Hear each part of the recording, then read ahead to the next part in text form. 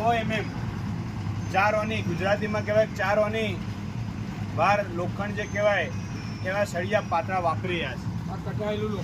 આ કટાયેલું લોખંડ સાથોસાથ આ ભ્રષ્ટાચાર ના રોડમાં તો કરે જ છે, ગટરમાં પણ ચાલુ છે, પણ હવે તો પાણીની ટાંકી જેને જાન લેવા હુમલો એવું કહી શકાય નગરપાલિકા કરી રહી છે। એનું કારણ કે 5 લીટર પાણી ભરશો અને ટાંકી તૂટશે તો આનો જવાબદાર કોણ બનશે? આજુબાજુ રહીશ વિસ્તાર છે, આજુબાજુ ન્યાયપાલિકા છે બાજુમાં। બીજું જોવા મળ્યું કે બાજુમાં અત્યારે અહીંયા જે પાણીનો સંપ છે એના જેના અંદરથી હાલ પાણી પીવાઈ રહ્યું છે તેની અંદર પોલિથીનની કોથળીઓ છે અને ખુલ્લે ટાંકો એકદમ ખુલ્લો છે। તો આનો જવાબદાર નગરપાલિકામાંથી કોણ જવાબદાર વ્યક્તિ જવાબ આપશે? આની અંદરથી કેટલો ભ્રષ્ટાચાર થઈ રહ્યો છે એ નગરપાલિકા જવાબ આપે જનતાને, કારણ કે જનતાના પૈસે નગરપાલિકા ચાલે છે, જનતાના ટેક્સથી ચાલે છે। તો ખાસ બે હાથ જોડી અને નગરપાલિકાને અને જનતાને જાગવાની જરૂર છે કે આપણા પૈસે આ ટાંકી બની રહી છે જેની અંદર હલકી ક્વોલિટીનું ગુણવત્તાયુક્ત મટીરિયલ હાલ ઉપયોગ થઈ રહ્યું છે। જય હિન્દ। રાહીભાઈ થોડીક આમાં વિસ્તૃત માહિતી આપો।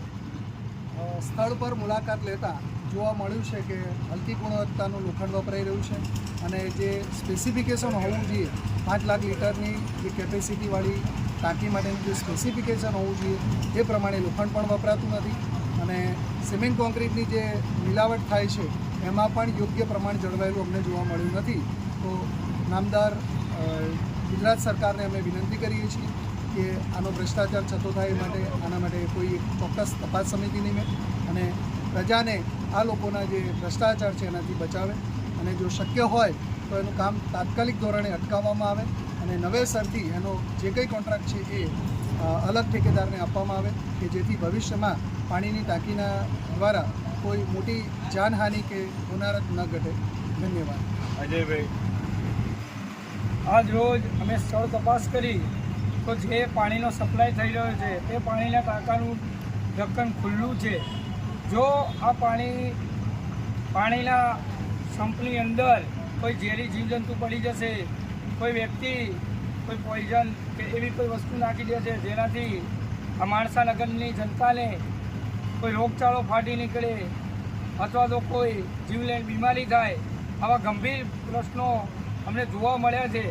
તો સૌપ્રથમ તો આ જે પીવાનું પાણીનો સપ્લાય થઈ રહ્યો છે તેને એનું ઢક્કન ઢાંકવામાં આવે અને એની યોગ્ય સફાઈ કરવામાં આવે। અંદર પોલિથીનની કોથળીઓ પણ જોવા મળી છે, અમે ખુદ એની તપાસ કરી છે અને અત્યારે હાલ આ જે નવું નિર્માણ થઈ રહ્યું છે પાણીનું ટાંકું એની અંદર આપ જોઈ શકો છો આ કટાયેલું લોખંડ વાપરવામાં આવી રહ્યું છે।